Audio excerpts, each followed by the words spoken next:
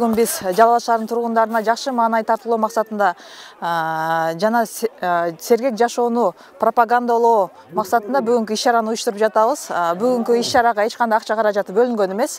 Бүгүнкү иш-чара ушул Жалал Абад шаарындагы Маданият сарайы жана спорт бөлүмү тарабынан уюштурулуп жатат. Буюрса элдин маанайы жакшы.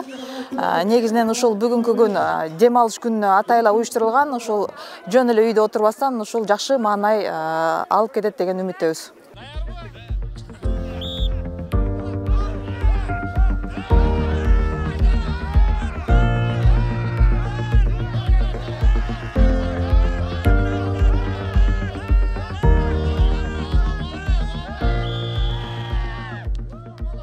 Мына өзүңөр билесиңер, ак карды көп жылдан бери мындай ак карды көрө элекпиз. Ушул жерлерде мындан мурундагы мен катышып ушул жерде сыйлыктарды алып кеткенбиз. Ошондон бери эми болуп атат да. Себеби өзүң билесиң, кар жаабастан бери капкара болгондуктан ошо оюн зоок болбой калды да. Мына быйыл Кудайга шүгүр, аппак кар, жакшы элдердин маанайы жакшы, гүлүп жайнап, сыйылжак деп атат, чана деп атат, бардыгы ден соолукка чыңдап атышат.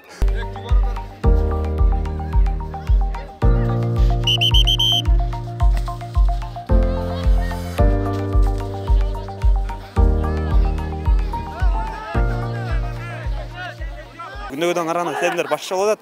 Не дегенде эл көп болот, башкача сезим, башкача немелер болот экен. Ошо кандай уят болуп калбайбы деген сезимдер да болот. Ошо жерди уюштуруп берген, ошо оюнду уюштуруп берген мэрияга да чоң рахмат.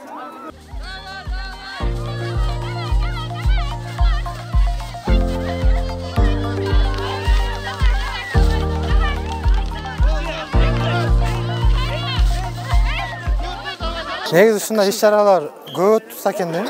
Жакшы, негизи бардык ошо спорт ден соолуктун мүлкү дегенде бул спортто достошуу деген көп болот.